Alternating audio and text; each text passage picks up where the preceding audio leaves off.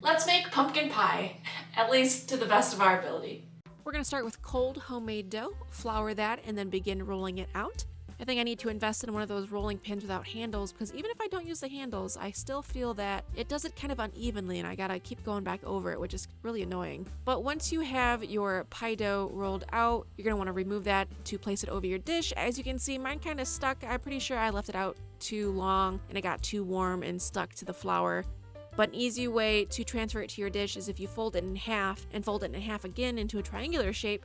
You just place it over your dish and unfold it, and it fits well. Unlike mine, because as you can see, for some reason, I did not roll it out wide enough, even though I was comparing it to the dish. I don't know why I took it out so early, but I didn't want to re-roll it because then I'd have to let it chill again, and did not have the patience to do so, yada yada.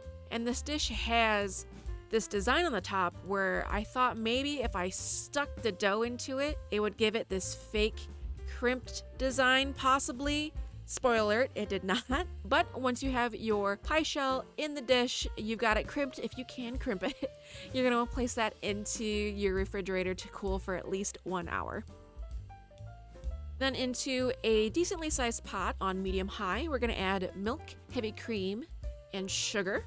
We're gonna whisk that intermittently until it begins to boil. But once it does come to a boil, you're gonna wanna turn that down to a medium heat and continue to intermittently whisk for about 20 minutes until it is slightly thickened. You'll see that it is becoming pretty frothy, and then the color has also changed due to the caramelization of the sugar. But remove and allow to come to room temperature. While that is cooling, we will take our pie shell and weigh it down with some parchment paper and dried rice. And we're going to bake this in a 400 degrees Fahrenheit or 204 Celsius degrees oven for 15 minutes. And then we're going to take whatever this is and place it back into the oven to finish baking the bottom for 5 to 10 minutes. And what is a pumpkin pie without pumpkin? So we're going to take our pumpkin puree and add brown sugar, 2 eggs plus 1 yolk. Give that a good stirring until it is homogeneous. And then we will add our caramelized milk mixture. I'm adding 230 grams to the pumpkin puree and then saving the rest of it for myself. But we're gonna give that a good mix and add our pumpkin spice, which consists of cinnamon, ginger, cardamon, nutmeg, and cloves. Mix well, and it is time to get dumping. But first, we need to talk about this.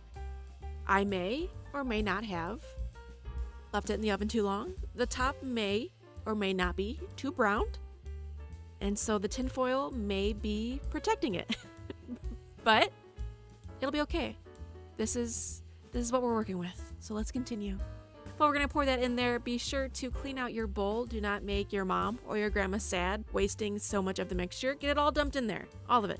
And if you notice any bubbles, be sure to give that a good tap on the counter before placing it into a 325 degrees Fahrenheit or 163 degrees Celsius oven for 1 hour. You'll know it's done if the center slightly jiggles, because then as you rest it for at least 2 hours before cutting into it, preferably then refrigerating it, the center will solidify the rest of the way and it'll be good to go. Then you'll have your pumpkin pie, which is hopefully prettier than mine. Now let's be honest, the dough could have been better, yes. And it did shrink, I will agree. However, I don't even like the overhanging dough, so really, it was a win. It was a win for me, okay?